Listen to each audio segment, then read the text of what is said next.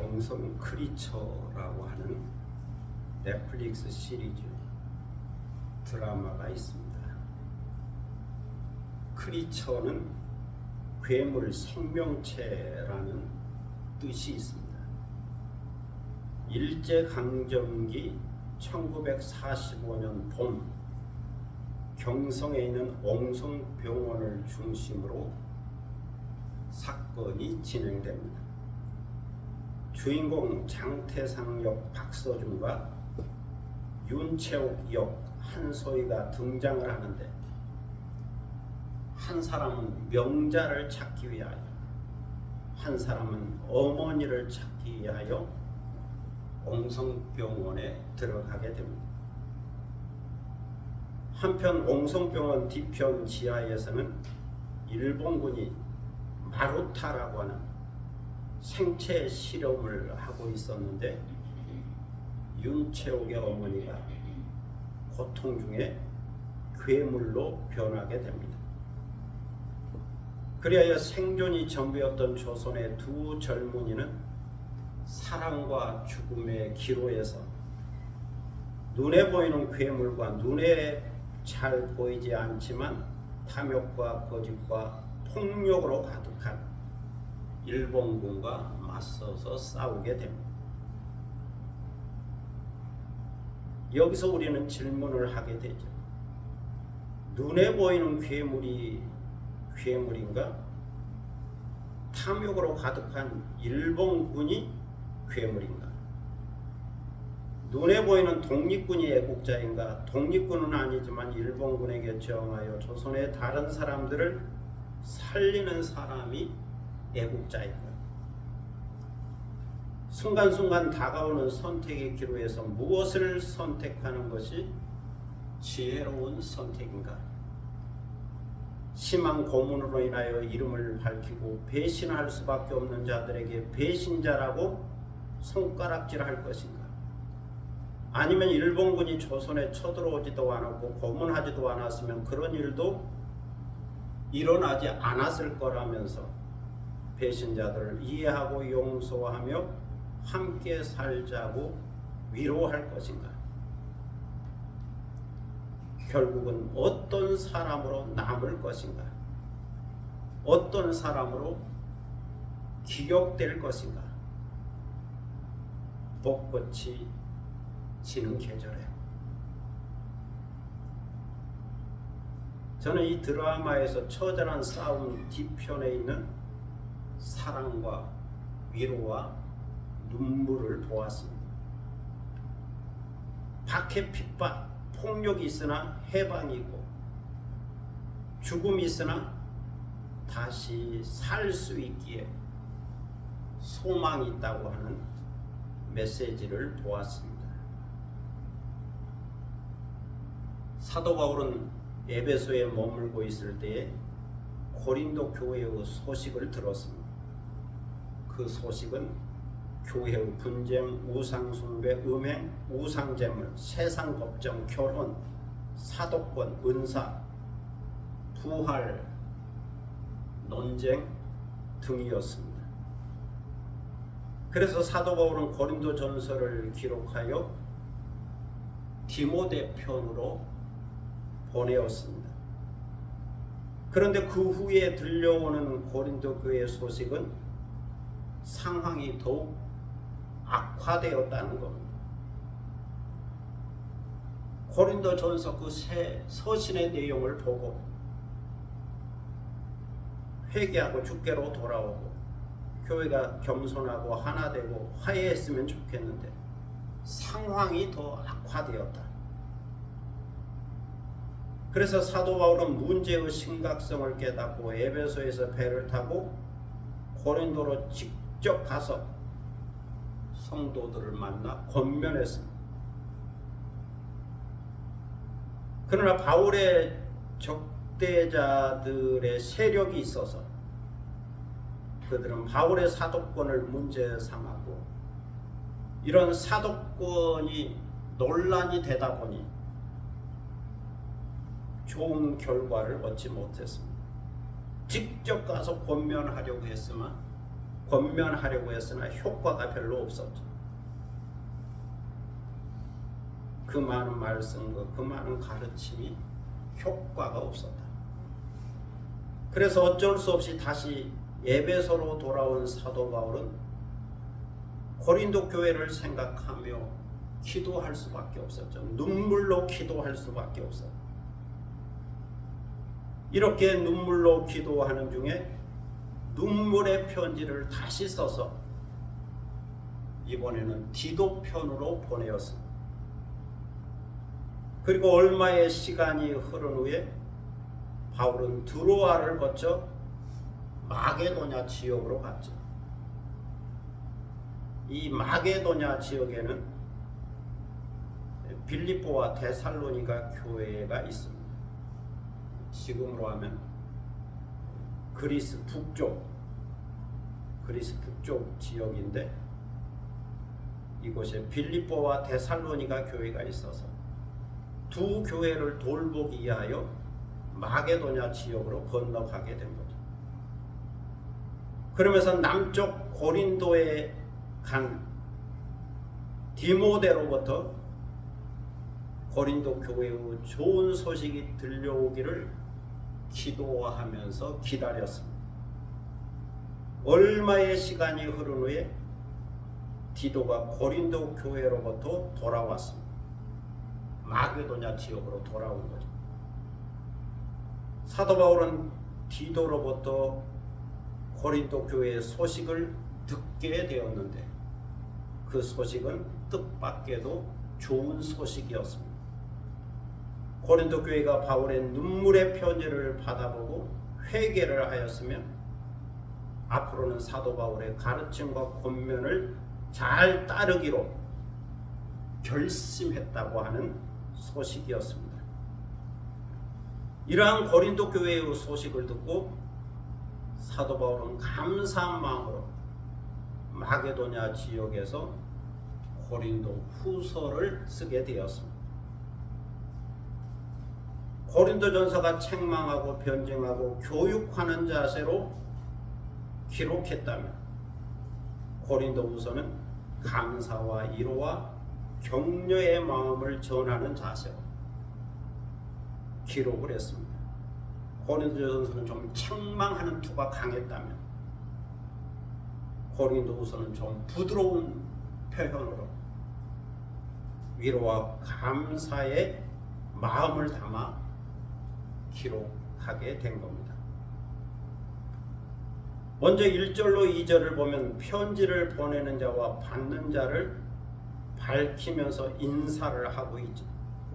하나님의 뜻으로 말미암아 그리스도 예수의 사도된 바울과 형제 디모데는 고린도에 있는 하나님의 교회와 또 온 아가야에 있는 모든 성도에게 하나님 우리 아버지와 주 예수 그리스도로부터 은혜와 평강이 있기를 원하노라.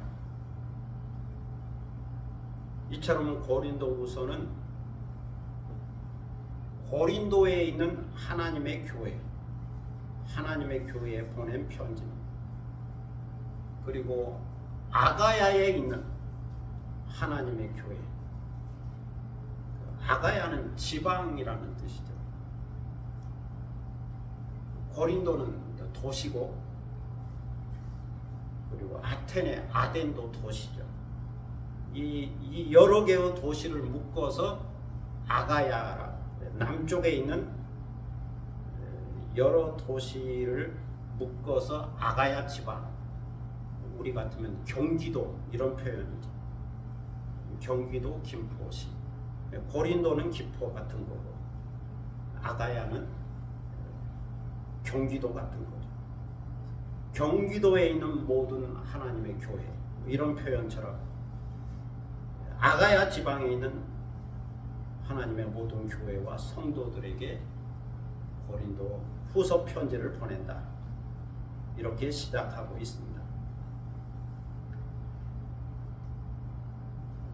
그래서 한 교회에 편지를 보내면 그 편지를 받은 교회가 그 편지를 읽고 또 그 주변에 있는 교회에 순회하면서 편지를 돌려가면서 보게 되는 거죠. 사도 바울은 이렇게 문안 인사를 한 후에 곧바로 위로의 하나님을 소개해 주고 있습니다. 찬송하리로다 그는 우리 주 예수 그리스도의 하나님이시요 자비의 아버지시요 모든 위로의 하나님이시며 우리의 모든 환난 중에서 우리를 위로하사 우리로 하여금 하나님께 받은 위로로서 모든 환난 중에 있는 자들을 능히 위로하게 하시는 이시로다. 말씀을 계속 보면 위로라는 단어가 계속 반복되어 나타나고 있음을 발견할 수 있습니다. 위로. 그래서 고린도후서를 위로의 서신, 위로의 복음이라 부르게 됩니다. 별명이 위로의 서신이다.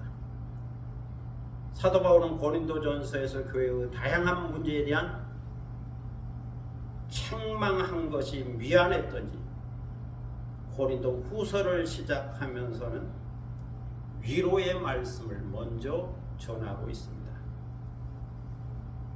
그렇다면 사도 바울이 사용하고 있는 위로란 무슨 말일까요?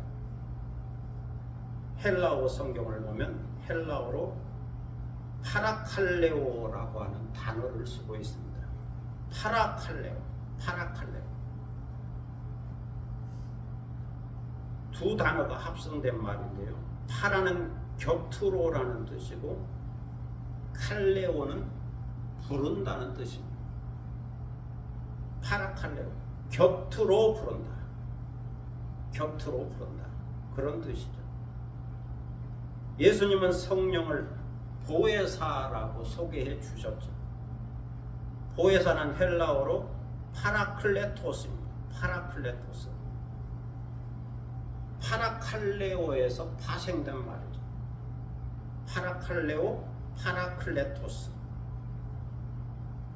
이것은 보혜사 성령이 위로자라는 뜻이죠. 곁으로 불러서 위로해 준다는 뜻입니다.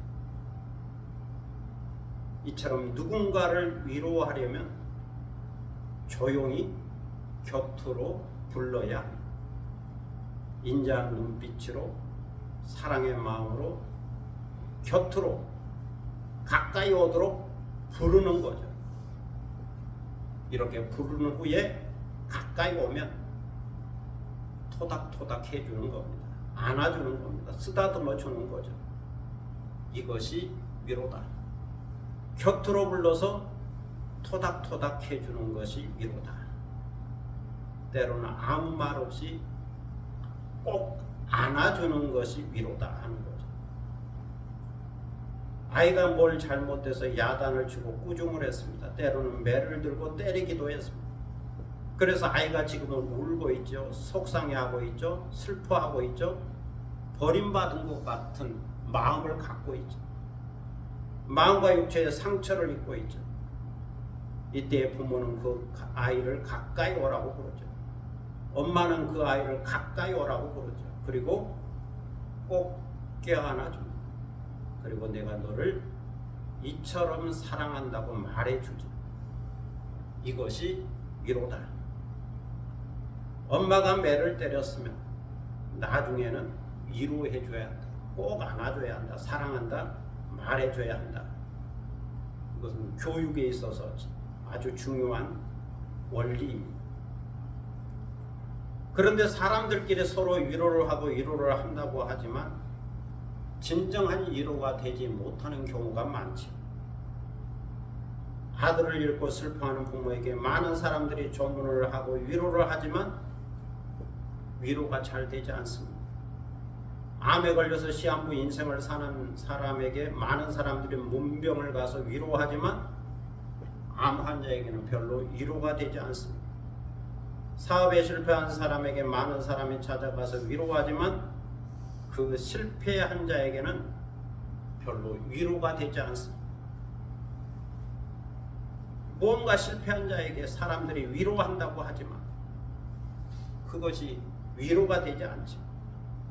진정한 위로를 받는다는 것이 그만큼 어렵다는 것을 말해주고 있습니다.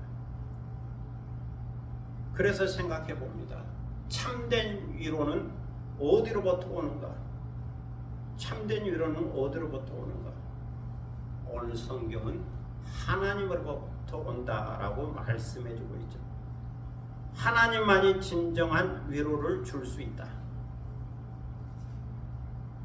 그래서 하나님의 위로를 받아들이는 사람이 위로를 받을 수 있고, 또 이런 사람이 다른 사람을 위로할 수 있다는 겁니다. 그러나 반대로 하나님의 위로를 받아들이지 못한 사람은 그 어디에서도 위로를 받을 수가 없어서 다른 사람을 위로하기도 어렵다는 겁니다. 그래서 오늘 성경은 하나님을 이렇게 소개해 주고 있습니다. 자비의 아버지요 위로의 하나님이다. 위로의 하나님. 우리 주 예수 그리스도의 하나님은 자비의 아버지요 위로의 하나님이시다. 위로의 하나님께서 우리를 곁으로 부르십니다. 예수 그리스도 안에서 곁으로 부르시죠. 친근하게 친밀하게 부르시죠. 그리고 사랑한다라고 말씀해 주십니다. 내가 너를 용서한다. 괜찮다. 말씀해 주시는 거죠. 사실 우리는 죄로 인하여 하나님과 등지고 있었습니다. 하나님과 멀리 떨어져 있었습니다. 원수 관계에 있었습니다. 그런 우리를 그리스도 안에서 가까이 부르신 거죠. 그리고 의를 주고 죄를 사하여 준 거죠. 그리고 관계를 회복시켜 주셨습니다. 하나님의 자녀로 하나님의 백성으로 삼아주죠. 친백성으로 삼아주셨죠. 이렇게 신분을 회복시켜 주시고 힘을 북돋아 주셨습니다. 힘이 나도록 기가 살도록 활력이 넘치도록 해주신 거예요. 바로 여기에 하나님의 위로와 구원이 있습니다. 그런데 오늘 본문에 보면 좀 특별한 상황이 있음을 보게 됩니다. 그것은 환난이라고 하는 상황입니다. 환난, 고난과 박해 상황이라는 거죠. 이것은 주님과의 관계 속에서 경험하는 환난입니다. 예수님을 믿기 때문에 찾아오는 환난입니다. 예수님을 전하고 복음을 전하기 때문에 찾아오는 박해이죠. 이 환난이 때로는 정치적으로, 때로는 경제적으로, 때로는 육체적으로 찾아오게 됩니다. 이것이 사람에게 어려움을 주고 고통을 주고 아픔을 주기도 하죠. 그런데 위로의 하나님께서 이런 환난 중에서 우리를 위로해 주신다라고 사도 바울은 말씀하고 있습니다. 사도 바울은 자신의 환난, 자신의 박해, 자신의 고난 이것을 간증적으로 이야기하면서 그때마다 하나님께서 위로해 주셨다라고 고백하고 있습니다. 내가 병들었을 때에는 마음이 약해지죠.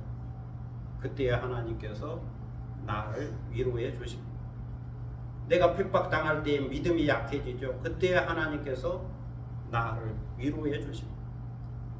내가 어려운 일을 당하여 스스로 감당하기 어려워 아픔 가운데 있을 때, 또 영적으로 지쳐 있을 때, 영적으로 침체되어 있을 때, 그때 하나님께서 곁으로 부르셔서 위로해 주신다. 새 힘을 주신다는 겁니다. 때로는 고난의 의미를 알게 하시고, 때로는 그 고난이 더 큰 일을 맡기기 위한 훈련의 과정임을 깨닫게 해주십니다. 또 고난 후에 어떤 일이 있게 될 것인지를 알게 해주시죠. 그리고 하나님께서 나를 사랑하기 때문에 오늘 이런 사건이 있다고 하는 것을 깨닫게 해주십니다. 이처럼 이 모든 사건을 하나님의 사랑으로 이해하고 하나님의 은혜로 소화하고 해석할 수 있도록 도와주시죠. 이때에 진정한 위로를 받을 수가 있습니다.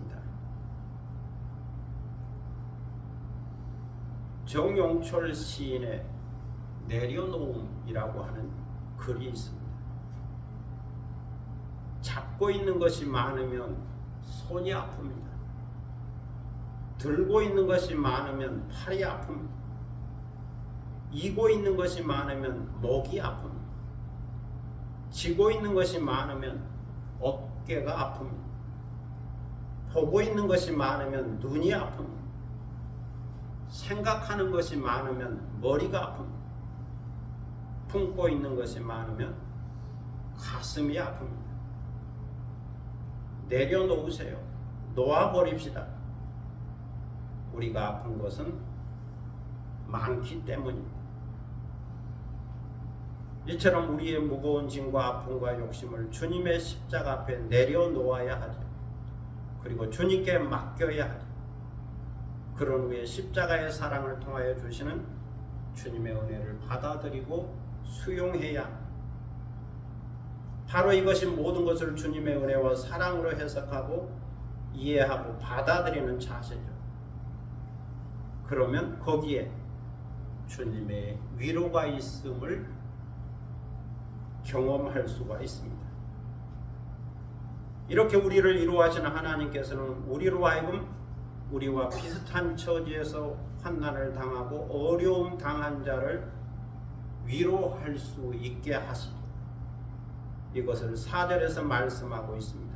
위로의 하나님께서는 우리의 모든 환난 중에서 우리를 위로하사 우리로 하여금 하나님께 받은 위로로서 모든 환난 중에 있는 자들을 능히 위로하게 하신다라고 말씀합니다. 누구든지 주님의 위로를 받으면 그 위로받은 자는 다른 사람을 위로할 수 있다는 겁니다. 주님 안에서 병들었던 자가 병든 자를 위로하는 거죠. 실패한 자가 실패자를 위로하는 거죠. 수술 받은 자가 수술 받을 자를 위로하는 거죠. 과부가 과부를 위로하고 노인이 노인을 위로하는 거죠. 작은 교회 목사가 작은 교회 목사를 위로하죠. 환난 받은 자가 환난 받고 있는 자를 위로한다. 아파본 경험이 있는 자가 아파하는 자를 위로한다. 주 안에서 이것이 가능하다. 주 안에서 위로받은 자가 다른 사람을 위로할 수 있다고 말씀하고 있습니다. 그래서 사도 바울 5절에서 말씀하죠. 그리스도의 고난이 우리에게 넘친 것 같이 우리의 위로도 그리스도로 말미암아 넘치는도다. 이것은 그리스도와 함께 당하는 고난을 말합니다. 다시 말해서 그리스도인의 고난이죠.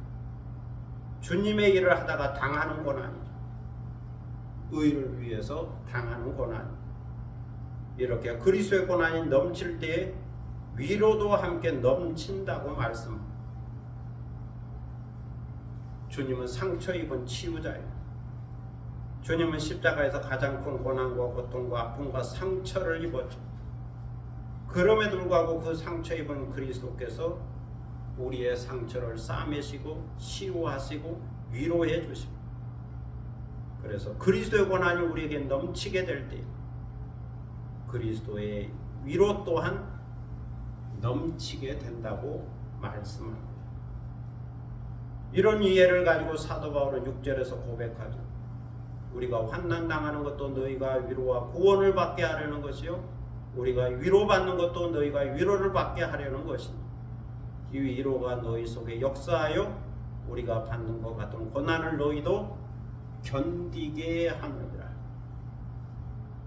여기 사도 바울의 환난이 있습니다. 박해와 고난이 있습니다. 그런데 사도 바울은 성도들의 위로와 구원을 위하여 이런 환난을 당한다라고 말씀하고 있습니다. 그리고 하나님으로부터 위로받는 것도 성도들이 위로받게 하려는 것이라고 말씀하고 있습니다. 이것은 우리가 환난받는 것을 보고 너희가 위로와 구원을 받고, 우리가 위로받는 것을 보고 너희가 위로받으라고 하는 권면이죠. 우리 구원을 위하여 사도 바울이 환난을 당하고 있구나, 고난을 당하고 있구나, 박해를 받고 있구나, 우리의 구원을 위하여 저렇게 애쓰고 있구나, 그 수고를 보면서 위로를 받는 거죠. 그러면서 안타깝게 생각하는데 바울은 오히려 내가 위로를 많이 받고 있다. 하나님으로부터 위로를 받고 있다. 그런 모습을 보고 또 위로를 받는다. 너희들을 위하여 우리가 위로를 받고 있다. 말씀하고 있습니다. 그러니 혹시 주님을 위하여 받는 고난이 있다면, 환난이 있다면 이것을 잘 참고 견디고 이겨내라고 권면합니다. 왜냐하면 그리스도 안에 위로가 있고 그리스도의 고난에 참여하면 참여할수록 더 넘치는 위로가 있기 때문이죠. 사도 바울 우리의 경험을 통하여 너에게 이것을 말씀하고 있습니다. 우리가 위로받는 것처럼 너희도 위로받으라고, 너희에게도 위로가 있을 거라고 이렇게 권면하고 있습니다. 바로에게 위로의 궁극적인 목적이 있죠.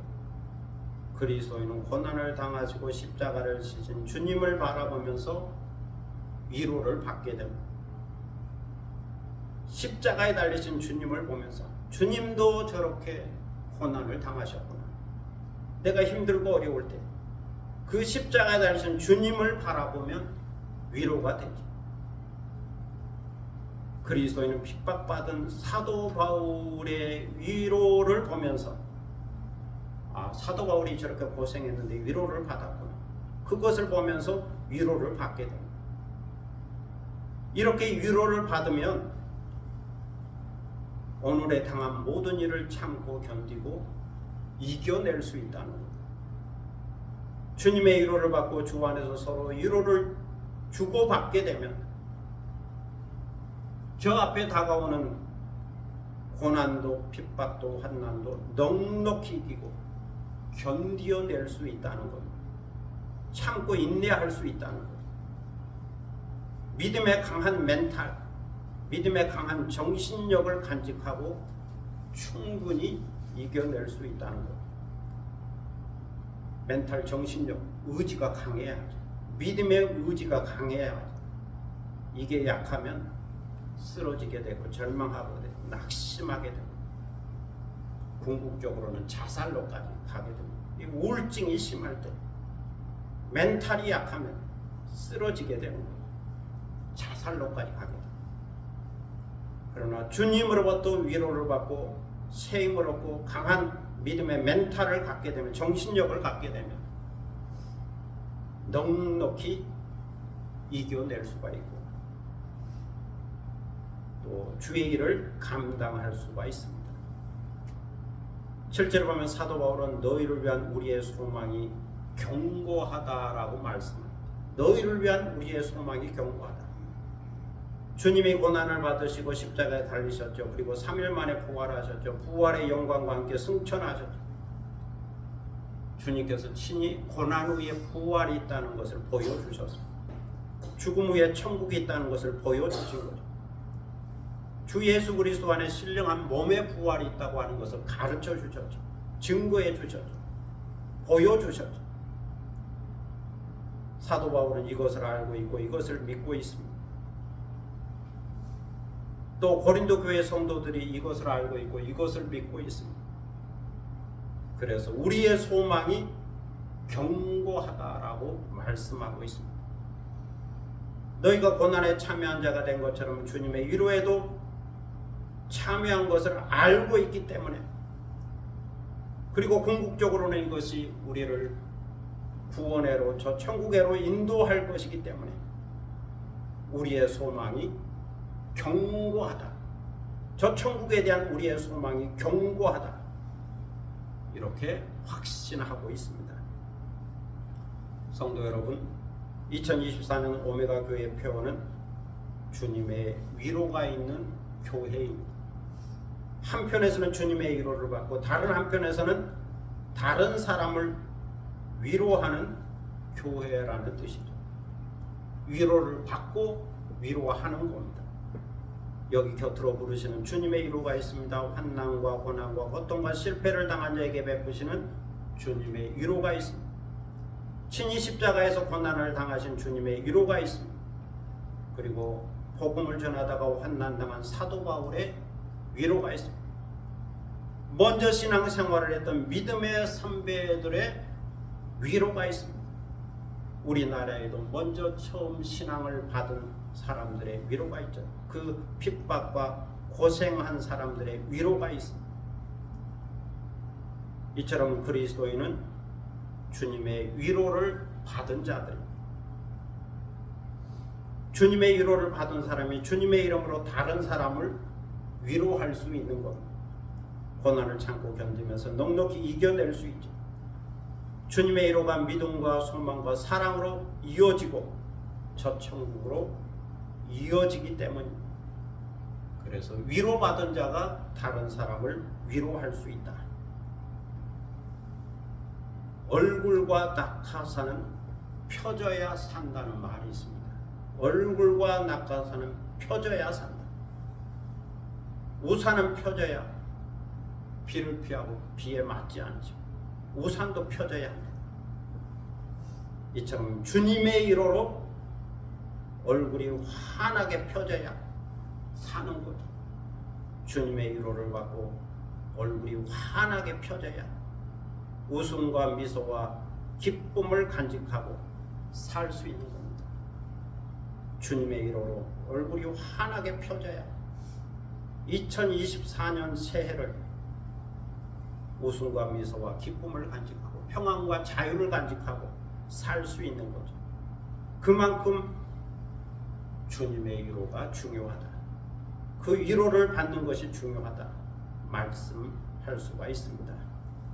오늘도 주님 주시는 위로를 깨닫고 주님의 위로를 받을 뿐만 아니라 더 나아가서는 다른 사람을 위로하면서 얼굴이 펴지는 미소와 사랑과 소망으로 새해를 힘있게 살아가는 여러분이 되시기를 축복합니다. 기도하겠습니다. 사랑의 아버지 하나님 은혜를 감사합니다. 오늘 하나님은 위로의 하나님이다. 그렇게 우리에게 계시되고 있습니다. 사도 바울을 통하여 위로의 하나님을 배우고 위로의 하나님을 깨닫고 위로의 하나님을 알게 됩니다. 특별히 환난 중에서도 위로하시는 하나님이다. 우리 주 예수 그리스도의 십자가를 통하여 위로하시고 사도 바울의 환난을 통하여 위로하신다. 그리스도의 고난이 넘친 것처럼 주님의 위로도 넘친다. 사도 바울은 이렇게 고백하면서 위로의 하나님을 소개해주고 있습니다. 이제 우리가 예수 그리스도 안에서 하나님의 위로를 받아들일 때, 그 위로를 받게 될 때에 위로받고 다른 사람을 위로할 수 있다. 우리에게 닥친 여러 가지 환난과 박해와 고난과 아픔이 있다 할지라도 넉넉히 이기고 극복할 수 있다. 왜냐하면 우리에게는 주님의 위로가 있고 소망이 견고하기 때문이다. 저 천국에 대한 소망, 구원에 대한 소망, 영생에 대한 소망, 주님 위로에 대한 소망이 확실하기 때문이다. 이렇게 고백하며 그 위로를 우리에게 가르쳐주고 있습니다.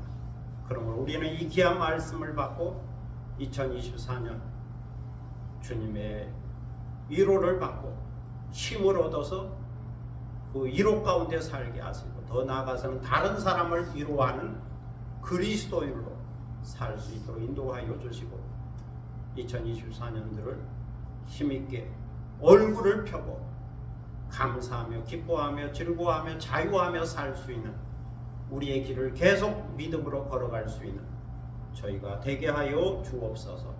감사드리며 예수 그리스도의 이름으로 기도드립니다. 아멘. 찬송가 300장 부르시겠습니다.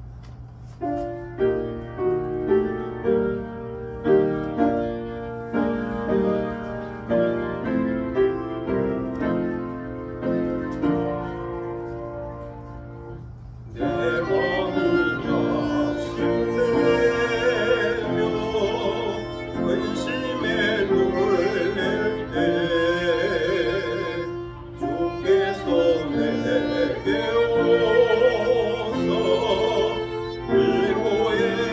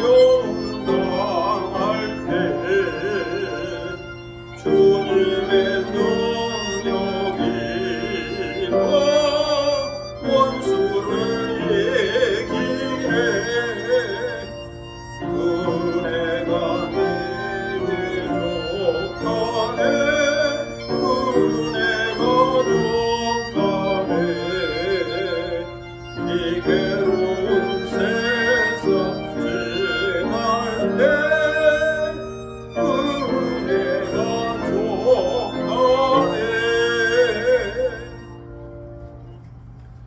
이제 다 함께 일어서셔서 630장 보시고 하나님께 방언하겠습니다.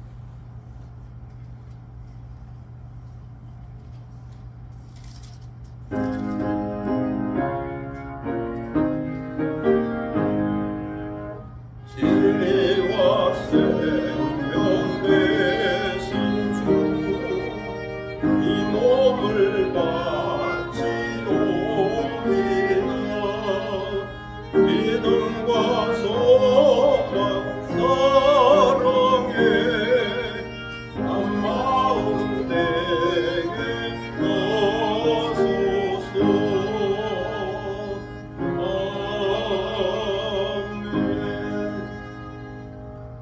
기도드리겠습니다. 전능하신 하나님, 역사의 하나님, 은혜의 하나님, 감사합니다.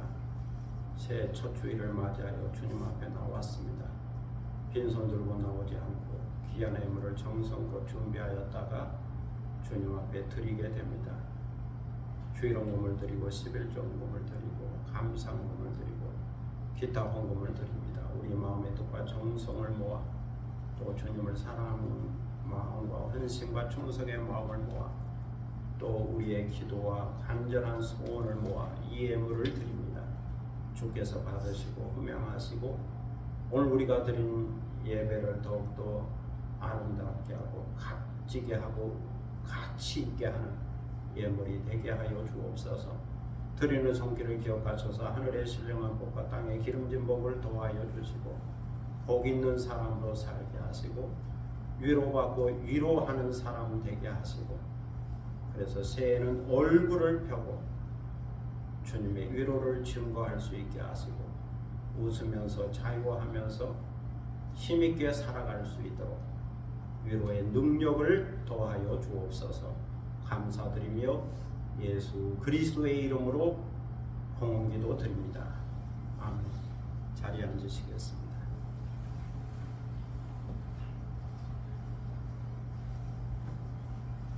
교회 소식 시간입니다. 옆에 계신 분과 앞에 계신 분과 함께 인사를 나누시기를 바랍니다. 교회 오신 것을 환영합니다.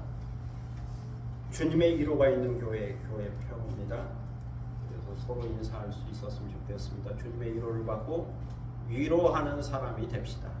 그렇게 인사할 수 있으면 좋겠습니다. 복 있는 사람, 위로하는 사람입니다. 위로 받아봐야 또 위로할 수도 있죠. 간혹 자살하는 사람들을 볼 때 누군가의 위로해 주는 사람이 곁에 있었더라면 자살까지는 가지 않았을 텐데 그래서 그 위로해 주는 사람 한 사람 없어서 자살했구나 그런 생각을 해봅니다.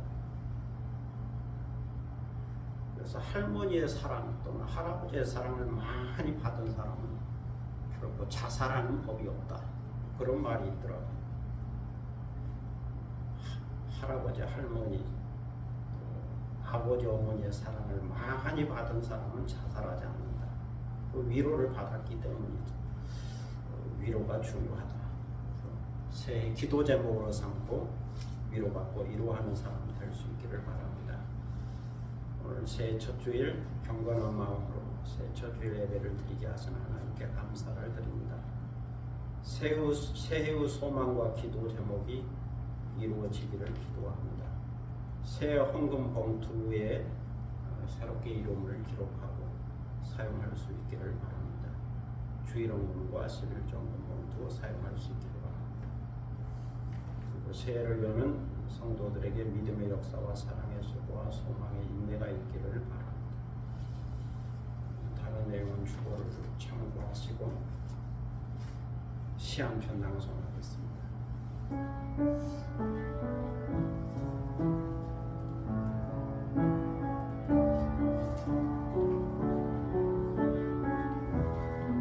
여호와의 영광이 가득하다. 새해 새로운 달력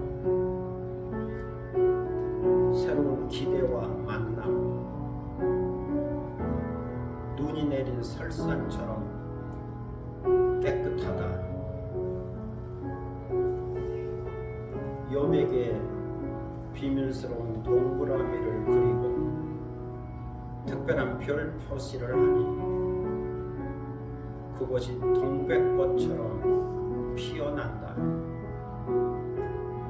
지구는 태양계를 중심으로 다시 달리지만 어떤 이들은 출발도 못하고 바람처럼 사라진다. 기차가 역을 지나가듯이 머물렀다 떠남이 자유롭지만 이별은 눈물이 되어 흐른다. 창밖 추운 겨울밤에 눈꽃이 아름답게 피어나니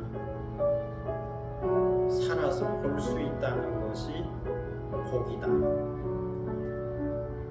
물이 바다를 덮어갔지 동해의 햇빛이 찬란하게 빛나는 것처럼 여호와의 영광이 가득하다.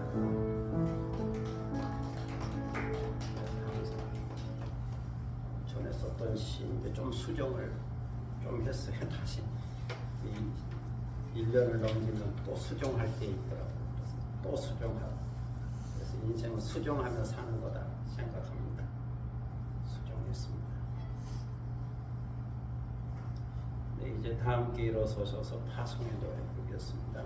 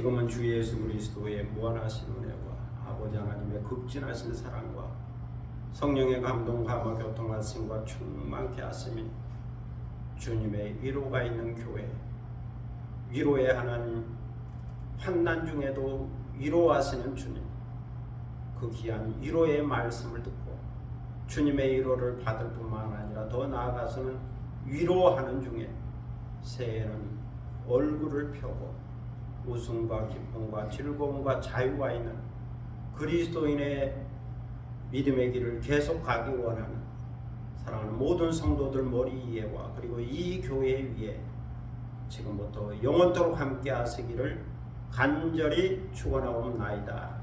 아멘.